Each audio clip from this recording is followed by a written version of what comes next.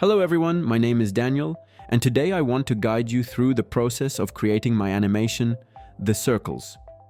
The opening scene of the animation offers a lesson on how camera movement alone can enhance animation in Cartoon Animator 5.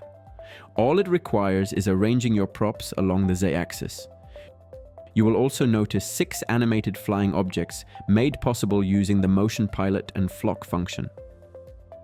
The second scene introduces the main character of the animation. I designed this character by combining various components already available in Cartoon Animator 5, tailoring their colors to my needs, and incorporating additional items such as a front pocket with spring bones and a comb in the hair.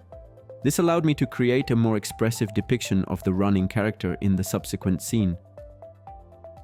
This scene showcases the ability to create animated desktop screens with UI elements effortlessly in Cartoon Animator 5. I simulated hover and button effects on mouse clicks by using different states.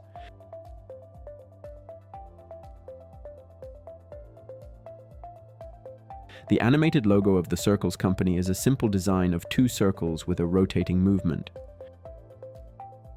The next stage shows our character running towards an unknown goal, suggested by a blinking sign indicating the significance of the client's order for the company. This was achieved by modifying the states of a sprite. A copy of the main character was inverted vertically to create the shadow, darkening the brightness to render it black. The camera then zooms in on the main character interacting with the animated screen before running towards the edge of the clip and taking a leap.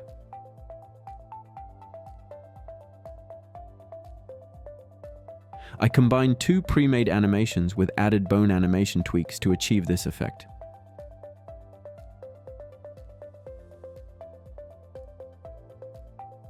The shadow on the character is duplicated and flipped just like before, but I masked the shadow by introducing another prop in front of the shadow. Using the freeform deformation editor, I reshaped the same tree props as before, a great time-saving tip.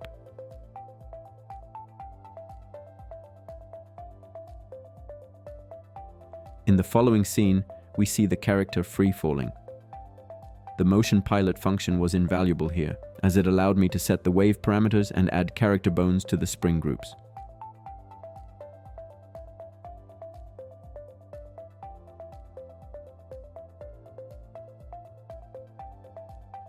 I used a second actor, the package with its own propellers, created with 360 heads and animated cables, all made easily animatable through the motion pilot.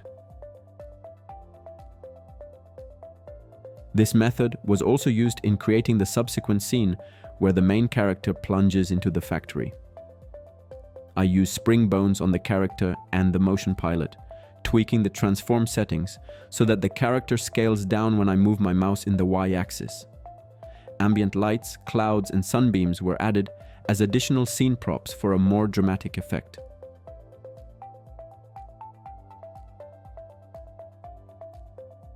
When the character lands inside the factory, the entrance in the ceiling is made invisible by deploying the built-in Cartoon Animator 5 function.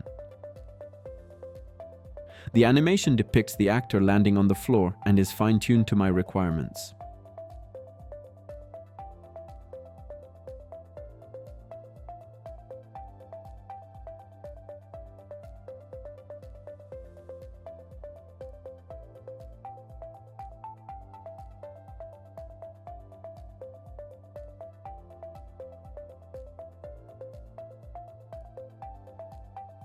To enhance the significance of the button, I created a close-up shot of the character's hand pressing it.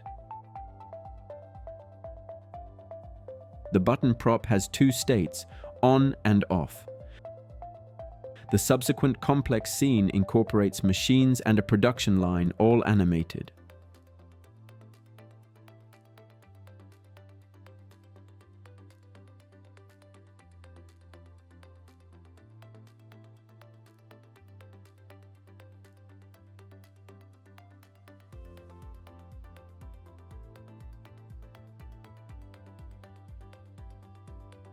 The blue material, which is placed on the production line, is linked to the actor, and when it lands on the line, the props switch.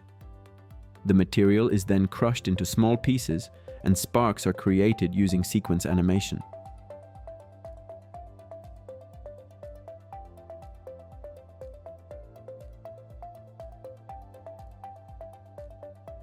Lastly, the material morphs into a watch, achieved by syncing two props using freeform deformation and visible settings.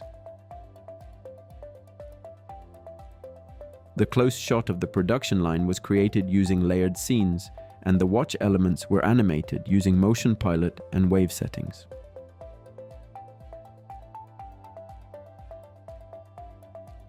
In the final scene, I positioned my actors in front of a created background, then manipulated them using free-form deformation and transform keyframes.